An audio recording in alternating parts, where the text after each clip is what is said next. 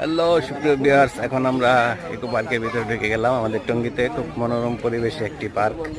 এখানে সব সুন্দর একটা পরিবেশ, সবাই আসতেছে, সবাই প্যান্ট পরা, আমি খালি একলা লুঙ্গি পরা।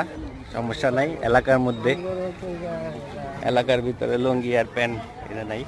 যাক, লুঙ্গিওয়ালা আমাকে এক ভাই পাইছে, ওই যে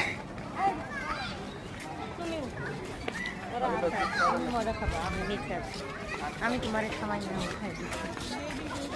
সবাই আছি আমরা।